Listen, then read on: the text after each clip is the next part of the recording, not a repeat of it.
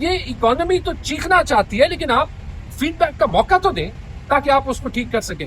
آخری بات جی، میں چیف منسٹر پنجاب کو سن رہا تھا. آج کل وہ اور پیپلز پارٹی والے بزی ہے ایک دوسرے کے ساتھ نورا کشتی کرنے میں، لیکن انہوں نے ایک بڑی خطرناک بات، لگتا ہے کہ ڈیسپریشن میں، کیونکہ جو بھی وہ کریں ہر روز جو ہے وہ 24 گھنٹے ٹی وی پہ ہوتی ہے، لیکن پاپولیرٹی انہیں بھی پتہ ہے ان کی نہیں بڑھ رہی، تو انہوں نے ایک نیا پنجاب کارڈ استعمال کرنا شروع کر. میرا پانی میری مرضی، پنجاب پہ کوئی تنقید نہیں کر سکتا. اس کا تو جواب پیپلز پارٹی والوں نے دے دیا کہ آپ تو پنجاب نہیں. ٹھیک ہے، آج خیبر پختونخوا میں آٹا جو ہے وہ رکا ہوا ہے کیونکہ لگتا ہے کہ میرا آٹا میری مرضی. یہ نظام سچ سننا نہیں چاہتا، لیکن سچ یہ ہے کہ پاکستان کی اکانومی کہیں نہیں جاتی. یہ جس کو سٹیبلٹی کہتے ہیں نا، کہ اکانومی سٹیبل ہو گئی. ایک مرا ہوا گھوڑا بھی سٹیبل ہی ہوتا ہے، پڑا ہوا ہوتا ہے، سٹیبل طریقے سے ہی پڑا ہوا ہوتا ہے نا. ٹھیک ہے، ابھی میں نے دیکھا کہ دنیا کی سب سے بڑی retail company Procter and Gamble, اس نے پاکستان کو چھوڑا، اور حکومت کے جتنے ریپریزنٹیٹیوز تھے، جتنے ان کے سرکاری جرنلسٹ ہیں، بلاگر ہیں، وہ کہہ رہے کوئی بات نہیں، کمپنیاں آتی ہیں جاتی ہیں، یہ چلی گئی تو کوئی اور کمپنیز آ گئی، ان کا بزنس جو ہے وہ کوئی اور کمپنیز لے لیتی ہیں. یہ سچ نہیں ہے. پروفٹ میگزین، یہ پی ٹی آئی یا تحریک تحفظ آئین پاکستان کا کوئی بندہ نہیں کہہ رہا. پروفٹ میگزین پاکستان کی اکانومی پہ ابھی سب سے بڑے پیریوڈیکلز میں سے ہے. اس نے اپنے ابھی جو اس ہفتے کی کور سٹوری کی ہے، اس نے کہا ہے کہ یہ میں ٹرانسلیٹ کر کے بتاتا ہوں کہ جتنا بھی آپ کا خیال ہے کہ پراکٹر اینڈ گیمبل کا پاکستان سے چھوڑنا پاکستان کے لیے خراب ہے، جب آپ ہماری سٹوری پڑھیں گے تو آپ کو پتا چلے گا کہ وہ اس سے کئی درجے زیادہ خراب ہے. There are no two ways to say کہ کوئی دو رائے اس میں نہیں ہے کہ پی این جی جو ہے وہ پاکستان کے لیے ضروری تھا، لیکن آج کا پاکستان پی این جی کے لیے ضروری نہیں. تو سب سے پہلی بات تو یہ کہ یہ صرف پراکٹر اینڈ گیمبل نہیں تھی. آپ اگر صرف یہ لسٹ دیکھ لیں کہ رجیم چینج کے بعد کون کون سی بڑی کمپنیاں جو ہے وہ پاکستان کو چھوڑ کے گئی ہیں، میں آپ کو چند مثالیں دیتا ہوں. پراکٹر اینڈ گیمبل جو نہ صرف دنیا کی سب سے بڑی ریٹیل کمپنی تھی، جس نے 2019 میں جب عمران خان پرائم منسٹر تھے انہوں نے کہا تھا کہ ہم پاکستان کو لانگ ٹرم کمیٹڈ ہیں. تو کیا بدلا 5 سال میں کہ وہ لانگ ٹرم کمٹمنٹ جو ہے وہ ختم ہو گئی. پراکٹر اینڈ گیمبل وہ کمپنی تھی، آپ جائیں لمز جائیں جو پاکستان کی بہترین یونیورسٹی ہے، میں وہاں پہ میکنسی کے لیے ریکروٹمنٹ کرتا تھا.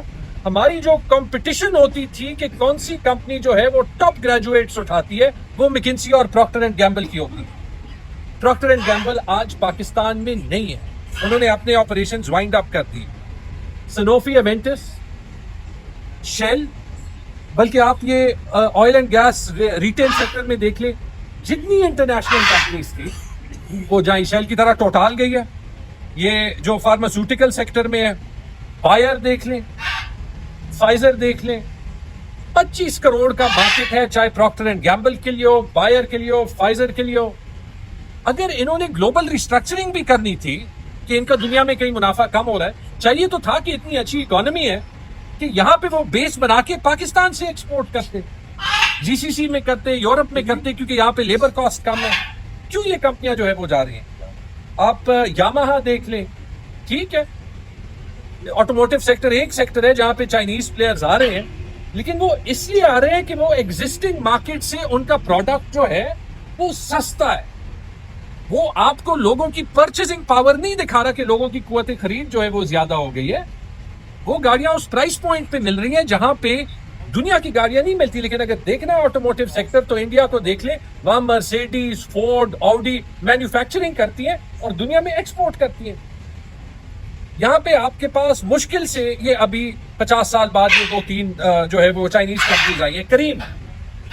کریم نے نہ صرف یہاں پہ جو ہے وہ یہ پورا جو ہے وہ موبلٹی کا سیکٹر شروع کیا.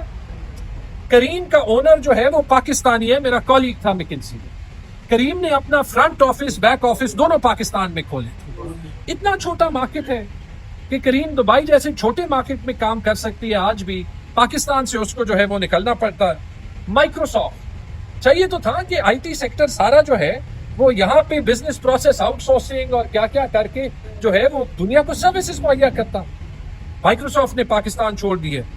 تو جب آپ معذرت کے ساتھ یہ سارا دیکھتے ہیں نا, تو اس سے آپ کو SIFC کی پرفارمنس کا بھی پتہ چلتا ہے, اس سے آپ کو جو ہے وہ پاکستان کی معیشت کا بھی پرفارمنس کا پتہ چلتا ہے.